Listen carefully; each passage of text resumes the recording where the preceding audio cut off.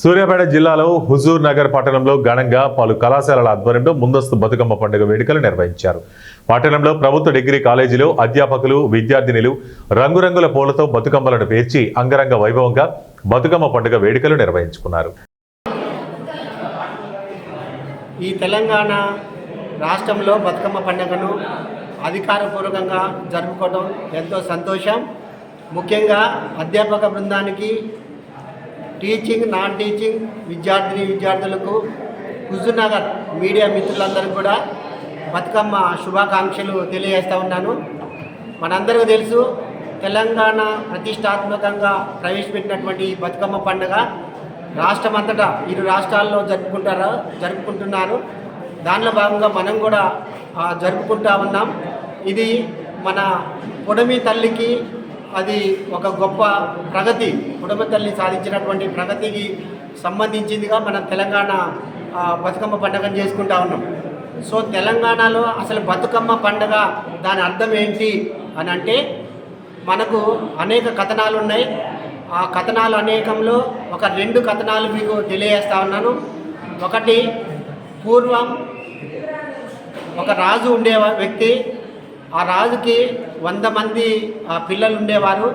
ఆ 100 మంది పిల్లలు, ఆయన రాజు కాబట్టి 100 మంది పిల్లలు యుద్ధంలో చనిపోయారు. ఇంకెప్పుడు వాళ్ళకి పిల్లలు లేరు. అయితే ఎన్నో పూజలు చేశారు, పురస్కారాలు పొందినట్టుగా అనేక గుళ్ళు, గోపురాలు, దేవతల చుట్టూ తిరిగారు. అయితే కొంతకాలం తర్వాత వారికి ఒక అమ్మాయి జన్మించింది. ఆ అమ్మాయి తొందరగా చనిపోవద్దు అని అమ్మాయికి బతుకమ్మ అనే పేరు పెట్టడం జరిగింది. ఆ విధంగా బతుకమ్మ పండుగను దీనిలోకి తీసుకొని రావడం జరిగింది. మరొక కథనం ఏంటి అంటే, చోళ వంశానికి చెందినటువంటి రాజు గర్వాంధుడు అనేటటువంటి ఒక రాజు ఉండేవారు. సో ఆయనకు కొంతమంది 2 పిల్లలు ఉన్నారు, ఒక అమ్మాయి, ఒక అబ్బాయి. అయితే అబ్బాయికి పెళ్ళయింది, అమ్మాయికి పెళ్లి కాలేదు. అబ్బాయికి పెళ్ళయింది కాబట్టి కోడలు ఇంటికి వచ్చింది. మనందరూ తెలుసు, కోడలికి ఆడబిడ్డకు సరిగా పడదు అన్న సంగతి. కాబట్టి ఎప్పుడు ప్రతి చిన్న విషయాల్లో వారిద్దరికి గొడవ అవుతూ ఉండేది అన్నమాట.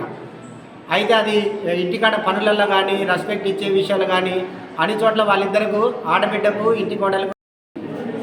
బతుకమ్మ అనేది మన తెలంగాణ సంస్కృతికి ఒక గొప్ప నిలయంగా చెప్పొచ్చు.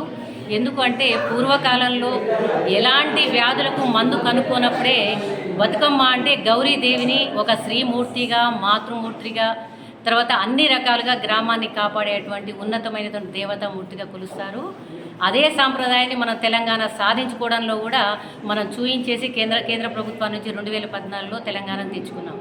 ఎంత ఆధునికత వైపు మనం పరిగెడుతున్నప్పటికీ కూడా మన సాంప్రదాయాన్ని మనం కాపాడుకుంటున్నాం. మరి బతుకమ్మ అంటే not only caste and religion.